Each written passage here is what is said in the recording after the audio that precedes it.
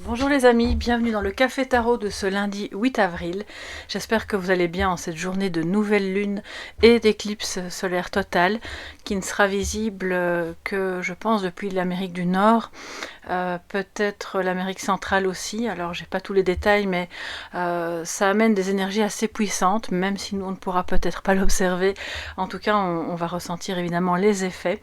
Donc j'ai évidemment adapté comme à chaque fois qu'il y a un Café Tarot au moment d'une phase lunaire importante et de surcroît avec l'éclipse solaire. Alors je vous laisse aller découvrir par vous-même sur internet les effets que peuvent avoir ces énergies sur vous, propices à la transformation, bien sûr, à laisser aller évidemment ce qui ne va plus, à se mettre dans un état mental qui sera plus enclin au partage, à la compréhension, à la compassion, à aller vers ce qui est aligné pour vous.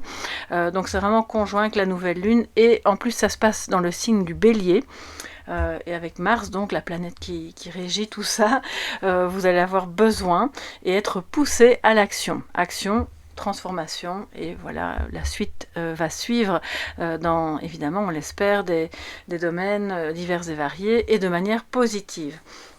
Alors on va commencer par les énergies de nouvelle lune, je vais voir ce que ça va vous apporter, on va aussi voir ce que l'éclipse solaire et les énergies qui vont avec peuvent vous apporter également, puis le café tarot traditionnel avec bien sûr le tarot et un message de sagesse avec l'oracle de l'archange Raphaël. Je vais faire un petit peu de place et on va faire parler l'oracle Yoli Lune pour les énergies de nouvelle lune en bélier.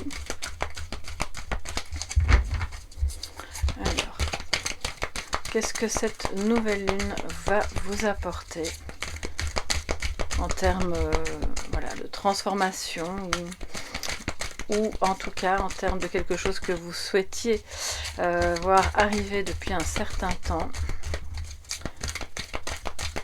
Nouvelle lune en bélier.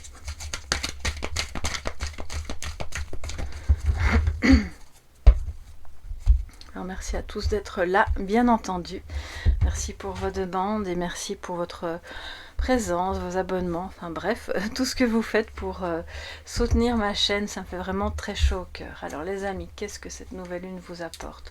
Nous avons le voyage, je vais prendre 3 cartes, la méditation, l'homme. Alors quand on a une carte de personnage ou d'énergie, de polarité, et on a le printemps. Alors ça peut parler de renouveau avec un homme, ça peut parler de quelque chose qui change pendant ce printemps avec votre autre, avec une personne de votre entourage, si c'est pas sentimental. Alors j'ai une carte de saison, donc je dois évidemment prendre la suivante, et nous on a l'emprise. Donc ça veut pas dire que la nouvelle lune vous apporte malheureusement l'emprise de quelqu'un, c'est pas du tout ça. Pour moi c'est au contraire la réflexion par rapport à un lien que vous pourriez avoir. Alors c'est pas forcément cet homme-là ou cette énergie masculine qui vous met sous emprise. Si c'est le cas, de toute façon, on voit bien que vous réfléchissez et que ça va changer. Le voyage nous parle aussi d'une transformation, d'un voyage intérieur. Avec la méditation juste à côté, c'est de ça que ça parle. Mais voilà, si vous êtes occupé au début d'une relation, vous rencontrez à peine cette personne et puis il y a quelque chose, pour moi c'est comme si vous vous disiez intérieurement, il y a quelque chose qui cloche, je ne sais pas quoi, mais ça ne me plaît qu'à moitié, voilà, on va dire ça comme ça. Donc là, ce moment de réflexion, pendant ce cycle qui vient, va vraiment être propice à un renouveau avec cet homme, si c'est possible, bien entendu, et de lâcher l'emprise, de lâcher la jalousie, de lâcher les craintes, le mental qui parle de trop, qui est bruyant, soit le vôtre ou le sien, ou voire même les deux, auquel cas, évidemment, un petit retrait. Le voyage et la méditation nous parlent de prévoir de se mettre en retrait, de partir en week-end, de partir en excursion, dans la nature, de se retirer pour y voir plus clair, parce que la relation à cette personne n'est pas des plus favorables pour le moment. Alors, quand je vous dis un homme, ça peut être une femme avec évidemment une énergie yang à ce moment-là. Et que il est possible, pardon, je bégaye parce que je commence à entendre des choses en même temps. Oui, donc voilà, on m'explique en fait que cette personne, homme ou femme, peu importe, mais qui est d'énergie, de polarité yang, pardon, est sous emprise. Et que donc il y a un changement, un renouveau, sous emprise, voilà, ça peut être d'un produit, d'une personne, d'une idée fixe qui n'est pas la bonne. Vous savez, les emprises, elles peuvent être multiples et variées. Et donc cette nouvelle lune invite à se libérer. Parce que le printemps nous parle évidemment d'une libération, d'un renouveau, de la couleur qui vient se remettre là où c'était terne. Et donc on va... alors je vais prendre la suivante. On va vraiment voir une libération pendant ce nouveau cycle. 3, 4, 5, à ce moment-là j'en prends 7.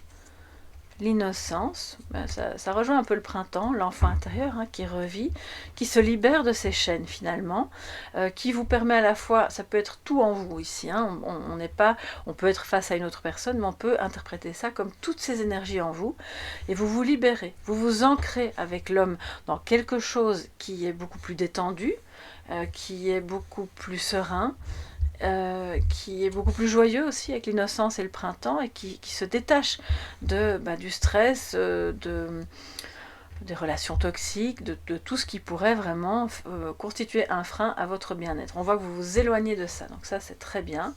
Et nous avons la femme, donc ça parle aussi évidemment de vos énergies en tant que femme, si vous êtes une femme, de vos énergies féminines si vous êtes un homme, et puis de votre relation homme-femme si vous êtes en couple homme-femme, qui retrouve vraiment un élan, quelque chose de bon.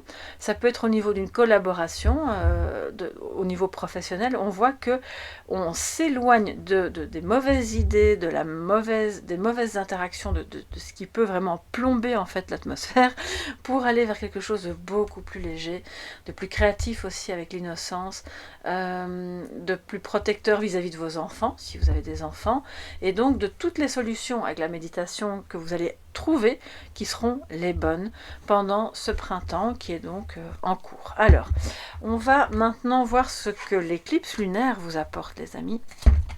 Donc ce café tarot sera évidemment un peu plus long, puisqu'on fait en même temps les énergies cosmiques. Voilà. Alors vous allez me dire, les énergies c'est toujours cosmique, mais bon, on se comprend. On va parler de nos astres favoris que sont la lune et le soleil.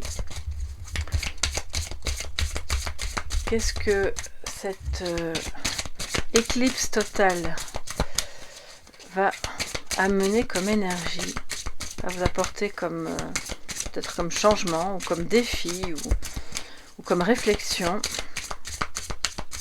ou comme nouveauté, oui. Pour toute la communauté Soleil Levant, mais vous qui passez par là aussi, soyez tous les bienvenus, n'hésitez pas à vous abonner. Alors, ce que ça vous amène, on a la charité, ça fait aussi un peu preuve de compassion, le risque, des prises de risque, mais un bon risque à mon avis.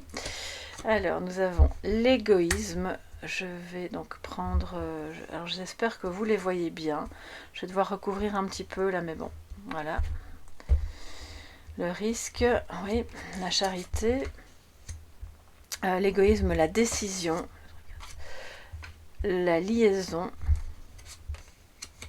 5, 6 et 7, innovation et manipulation. Donc voilà, je pense que vous allez être en réflexion, ça vient rejoindre, je crois que ça amplifie en fait les énergies de nouvelle lune qui parlent grosso modo de la même chose. On le voit, ça se rejoint, on peut faire preuve de compassion d'un côté, mais il y a une réflexion qui est faite, qui va être la vôtre par rapport à, ok, qu'est-ce que je donne, à qui je le donne, quel risque je veux prendre, et par rapport à qui et pourquoi, parce que voilà, il y a des risques bons à prendre et puis d'autres qui sont un peu moins bons. Et surtout, quelles sont les motivations? On voit que l'égoïsme de certains ou certaines risque de vous peser un peu et va... ce constat, en fait, je pense que ça parle de la toxicité qu'on a vu un peu plus haut, parce que l'égoïsme en soi est toxique, il faut dire ce qui est. Je pense que le fait de penser à soi, c'est pas du tout égoïste. Par contre, faire les choses sans jamais penser aux autres et puis après moi les mouches, bon bah ça c'est évidemment pas une bonne attitude si on veut avoir des relations saines et équilibrées. Donc il y a une décision qui est prise par rapport à quelqu'un qui se comporte de manière égoïste dans votre entourage. Vous allez voir si vous voulez prendre des risques pour cette personne ou pas. Alors quand je dis risque, on s'entend, hein, c'est pas risquer sa vie, ça peut être un risque au niveau financier. Je pense, et donc attention à cette carte de l'emprise, à quelqu'un qui pourrait vous dire, écoute, ça c'est un super projet, mais j'ai pour le moment pas tous les fonds, faudrait que tu m'aides, parce que tu vois là, ça va rapporter, etc. Et puis à terme on se rend compte que c'était finalement comme une arnaque, ou vous savez un peu le style pyramide de Ponzi, hein, où il y a une personne qui récolte les fonds de tout le monde en voulant soi-disant les faire fructifier, puis en fait il y a rien qui se passe, et cette personne vit sur votre dos. Donc là, attention à ça. Je pense que vous prenez une décision par rapport à la dépendance en fait d'une personne, les risques que vous voulez prendre aussi pour vous-même, pour une nouvelle orientation, un nouveau travail, une nouvelle relation. Et de ne pas, justement, la décision porte là-dessus, hein, de ne pas se laisser berner, voilà, parce que la manipulation, ben voilà, c'est un peu ça, par oui, mais si tu fais ça, tu vas voir, ça va être tout nouveau, c'est génial, c'est innovant, faut absolument que tu investisses là-dedans. Bon, ben là, je pense qu'on a un petit peu tous les feux qui clignotent pour vous dire non, c'est dangereux, ne faites pas ça, ou en tout cas, si vous le faites, prenez peut-être conseil auprès de quelqu'un de vraiment qualifié qui pourra vous dire si oui ou non c'est dangereux, ou si ça ne l'est pas. Parce que là, la charité à côté du risque et de l'égoïsme, ça me dit attention les amis, c'est pas bon. Vous risquez de vouloir faire plaisir à quelqu'un, de vouloir l'aider, parce que soi-disant c'est une bonne affaire, mais ça va pas être la bonne affaire du tout. Donc de se relier avec discernement aux bonnes personnes, et puis de se détacher vraiment, de décider de se détacher des personnes qui vous empoisonnent un peu la vie, hein, on peut le dire comme ça, qui ont tendance à la manipulation et qui viennent toujours avec des nouvelles choses, comme si voilà, il fallait toujours trouver quelque chose de nouveau pour rendre les choses intéressantes. Or, la stabilité, c'est pas forcément une routine pesante, ça peut être quelque chose de bien aussi.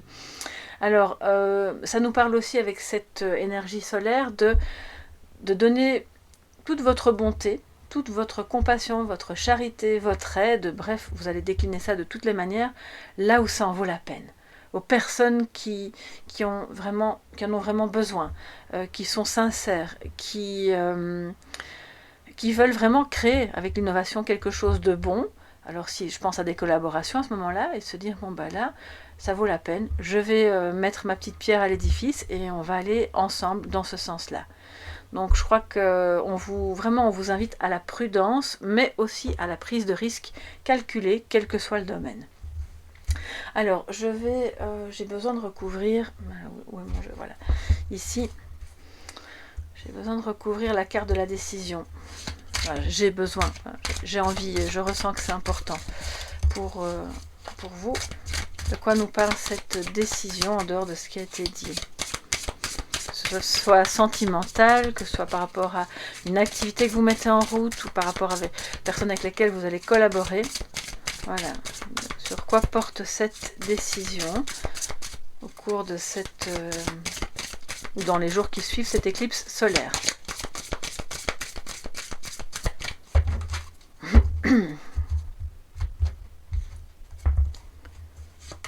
Alors, l'isolement. Oui, donc là, ça vient me parler de la méditation et du voyage. Alors, d'une part, j'entends qu'on est des personnes qui vont prendre une décision de se mettre en retrait, de s'isoler, de dire, bon, j'ai besoin de réfléchir, ne me prends pas la tête avec tous tes discours, et j'ai l'impression que c'est du bruit, j'ai besoin de réfléchir. Ça, c'est pour une partie d'entre vous. Ça peut être sentimental, ça peut être par rapport à un investissement ou autre. Pour d'autres, ça va être le fait inverse en fait.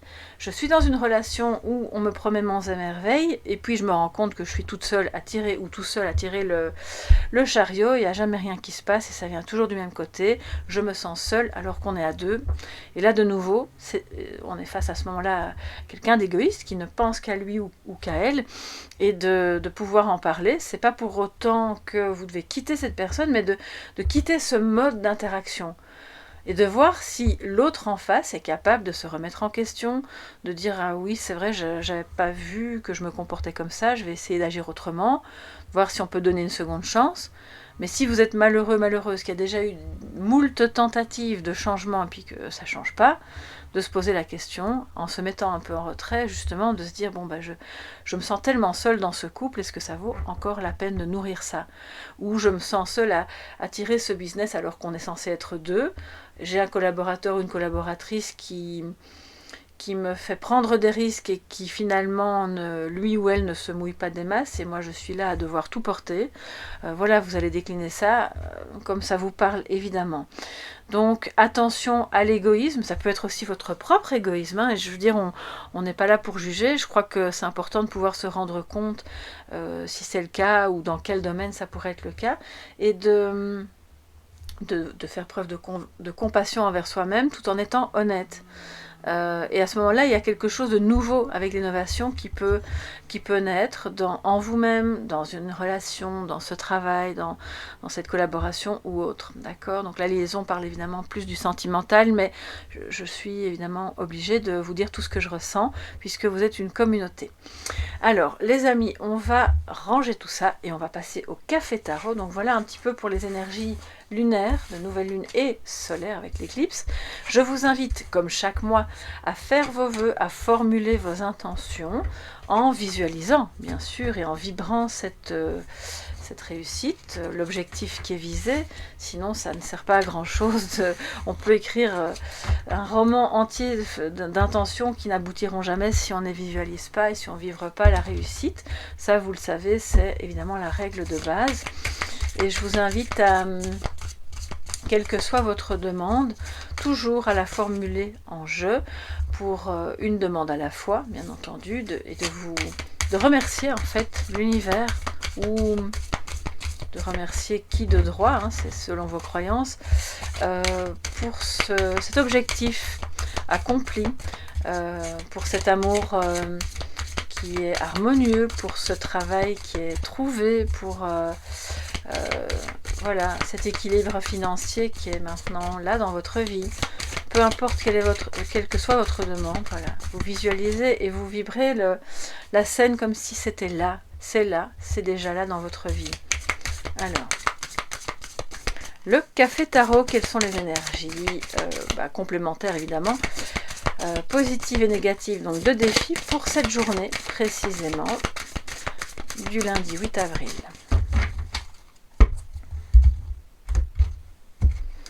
Alors en positif, nous avons le 6 de Pentacle, très bien, donc là ça parle justement d'équilibre, hein, d'harmonie. Et en négatif, le roi de bâton, donc en défi. Alors, les bâtons, c'est énergie de feu.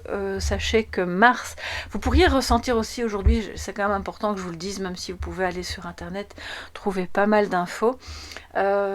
Avec cette énergie de Mars, on a quand même l'énergie de la guerre, de la dualité. Donc d'un côté, le positif, c'est qu'on passe à l'action, on agit, on est dans l'ancrage. D'un autre côté, ça peut aussi exacerber la dualité. Donc attention à ça. Et surtout, s'il s'agit de votre partenaire, de la relation que vous avez avec lui, ce roi de bâton, s'il est un petit peu en négatif, soit il va vraiment n'avoir plus aucune idée, il n'a pas d'inspiration, il ne sait pas comment faire, c'est le syndrome de la page blanche. C'est un roi qui perd de son charisme, qui n'a plus confiance en lui et qui pense que toutes ses idées sont mauvaises. Enfin, je caricature bien sûr, hein, mais vous voyez un petit peu, ça peut être vous, ça peut être votre partenaire ou un collègue de travail. C'est une énergie un petit peu ambiante qui pourrait justement mener à des tensions, des disputes, donc attention à ne pas trop s'inquiéter si vous semblez ne pas avoir de créativité ou d'idées aujourd'hui, parce qu'on voit que la nouvelle lune va quand même apporter son lot de créativité. Donc pour moi c'est juste temporaire et c'est peut-être quelqu'un d'autre. Alors ça peut être aussi une énergie inverse. Il y a tellement d'idées, c'est complètement exacerbé, ça part dans tous les sens, on se dit, oh là, doucement, doucement, prenons un carnet, installons-nous 5 minutes, on note les idées, on voit ce qui est prioritaire, on réfléchit à ce qui peut marcher, à ce qui a un potentiel et à ce qui ne l'a peut-être pas, ou en tout cas pas pour le moment, pour éviter de se disperser, parce que ça peut vouloir dire ça aussi. Donc c'est l'une ou l'autre tendance, vous verrez bien à quel niveau ça vous parle, et si ça vous parle pour vous ou pour quelqu'un d'autre. Mais on a en positif ce 6 de Pentacle qui qui nous dit que on est quelque part délesté de ce besoin d'avoir l'aval des autres. Ça c'est super. On avance en se disant ok, justement voilà, je fais fructifier, j'avance dans mes projets, je suis dans une énergie donnant-donnant, ou en tout cas, et de nouveau, il n'y a rien d'égoïste là-dedans. Vous pouvez donner avec discernement à qui doit recevoir et peut recevoir, et que ce ne soit pas à sens unique. Donc ça, c'est très positif. C'est un échange. Alors, ça ne veut pas dire que vous devez dans l'instant recevoir quelque chose en échange, mais vous savez que parce que vous donnez à cette personne-là de votre temps, ou parce que vous investissez peut-être en argent, ou parce que vous aidez, cette personne-là, vous savez qu'à un moment donné, même si c'est dans 1 an ou dans 2 ans, cette personne sera à même, en fait, de reconnaître à sa juste valeur déjà ce que vous lui avez apporté, et puis à son tour peut-être de vous apporter quelque chose sur un autre plan. C'est pas forcément matériel, hein, d'accord? Donc là il y a une énergie d'échange qui est, pour moi, c'est une énergie d'équité, et c'est une énergie de quelqu'un qui est libéré du regard de que vont en penser les autres, vont-ils être d'accord, je fais ça parce que je sais qu'on va plus m'aimer si je fais ça. Non, là on n'est plus du tout là-dedans, et tant mieux, parce que vraiment je pense que vu la période actuelle, vu les énergies solaires et lunaires qui sont conjointes, on vous invite vraiment à vous libérer complètement de ça pour être aligné à ce que vous avez à faire, à dire, et dans vos interactions, à être complètement authentique. Alors, on va... pourquoi j'ai pas pris mon oracle? Où est-il? Parce que je prends quand même toujours 2 cartes. On va prendre le Normand. Je dis où est-il, mais vous savez que c'est jamais loin, hein, c'est quelque part sur mon bureau. Alors, j'ai pris le Golden, le Normand, que vous connaissez certainement, hein, que j'ai déjà souvent utilisé. Alors, le complément d'information pour ce lundi 8 avril avec le petit Lenormand. Alors, je dois aussi vous dire qu'aujourd'hui, bien sûr, vu ce qui se passe au niveau cosmique, ou je ne sais pas s'il faut dire cosmique, cosmologique, bref, toutes les tendances, bonnes comme mauvaises, risquent d'être, comme je vous l'ai dit, exacerbées. Donc on va essayer justement de ne pas en faire trop tout un foin, parce que sinon on reste bloqué et on nourrit le film. Et de se dire, bon ça va passer, hein. C'est comme je vous dis souvent, les voitures sur l'autoroute, voilà, elles passent, puis on les voit plus, elles disparaissent du champ de vision. Et les problèmes, les tensions, les coups un petit peu les coups de folie, je sais pas trop ce qui pourrait se passer dans le monde, mais pour moi ça pourrait exacerber des choses qui sont pas très bonnes, mais qui finalement sont destinées à... Le mauvais doit sortir. Pour moi, clairement, le mauvais doit sortir. Donc, laissons-le sortir, crevons les abcès, en ne provoquant pas non plus les tensions spécifiquement. Mais si ça doit sortir, laissez les choses sortir, que ce soit au niveau relationnel, ou des choses en vous, des choses autour de vous. Ne pas empêcher. Alors, on a la lettre et le chemin. Ok, donc il y a, je pense, un courrier que vous recevez, ou ça peut être un mail bien entendu, des échanges qui vous permettent de choisir un chemin, ou qui vont vous obliger à faire un choix. Alors je vais prendre la suivante. Ouais, et alors ça, à mon avis, ce sera administratif pour la plupart d'entre vous. Ça pourrait être une banque, une administration, une école, peut-être un hôpital aussi. Mais vous recevez en tout cas des nouvelles qui vous permettent de dire, ok, si je vais dans ce sens-là, ce sera validé probablement administrativement, donc ce sera plus facile pour moi. Si je choisis un autre chemin, c'est pas que c'est mauvais, c'est juste que ce sera peut-être plus compliqué. Et donc, de faire ce choix finalement en votre âme et conscience. Pour moi, ça peut aussi vouloir dire de... Alors, la tour parle aussi d'un enfermement possible dans des choix qui sont un peu cornéliens, qui sont difficiles à faire. Et donc, cette lettre-là va probablement vous aider, même très certainement vous aider à y voir plus clair et à savoir, ok, maintenant je sais, je n'hésite plus et j'y vais. Ça peut parler aussi d'un bâtiment que vous avez, même si ce n'est pas la maison, d'investissement que vous auriez par rapport à ce bâtiment. Ce n'est pas les premières interprétations de ces cartes-là, même pas du tout en fait, mais c'est ce qui me vient, donc je dois quand même vous en parler. Alors voilà, on va prendre évidemment un message de sagesse. Si vous hésitiez à prendre contact avec une administration, sachez que c'est le bon jour. Faites-le. N'attendez pas, ne procrastinez pas. Parce que si c'est vous qui envoyez des nouvelles, qui demandez, qui posez des questions ou autres, eh bien, ça va vous aider. Ce sera vraiment bon pour vous. Donc, n'attendez pas demain ou après-demain pour le faire. Alors.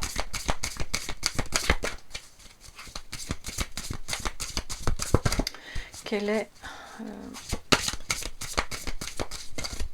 ça me parle de la hiérarchie aussi, parce que vous voyez, la tour nous parle de tout ce qui monte, hein, de tout ce qui est en hauteur. Donc je crois aussi que certains et certaines d'entre vous qui travaillez encore recevez des nouvelles de votre hiérarchie, ou allez être, entre guillemets, obligés, confrontés au fait de devoir écrire à cette hiérarchie pour pouvoir faire un choix par rapport à votre poste actuel, par rapport à une fonction, un nouveau projet ou quoi que ce soit.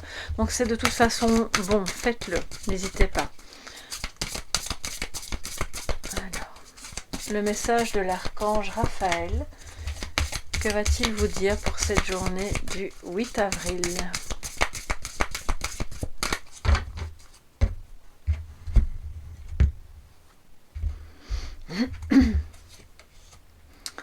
Respiration. On respire, les amis. Ça, je vous le dis souvent. Chaque jour, prenez 15 minutes pour respirer correctement. Ressentez l'air qui entre en vous et prenez conscience de l'importance de cet air pour reconnaître votre vraie essence. Vous apprendrez ainsi à maîtriser vos émotions et à trouver la paix intérieure. Surtout dans cette journée qui peut-être va pour certains et certaines d'entre vous qui êtes plus sensibles par exemple, être plus oppressante. Ça peut être le cas, hein, c'est pas forcément mauvais, mais vous pourriez le ressentir comme tel dans votre corps. À ce moment-là, repensez à ce message. Vous pouvez faire prendre note donc du message qui a été dit, revenir en arrière sur la vidéo et prendre note de ça pour pouvoir vous en imprégner et faire cet exercice tous les jours de cette semaine pour voir un petit peu comment vous vous sentez au terme de la semaine et chaque jour au niveau de vos émotions. Voilà mes chers amis pour cette journée du 8 avril que je vous souhaite évidemment très belle, porteuse de belles énergies de changement, de transformation, de passage à l'action, mais serein, bien sûr, hein, comme toujours.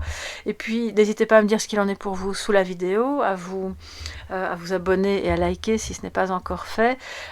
Pour toutes celles et ceux qui le souhaitent et qui ne le savent pas encore, mon site internet est à présent en ligne et vous pouvez donc trouver toutes les infos concernant mes guidances et puis l'actualité, le blog, etc. Sur www.soleillevent.com et si vous avez besoin d'une guidance, bien sûr, je vous répondrai le plus vite possible. Je vous embrasse bien fort, passez une excellente journée et à demain. Bye bye.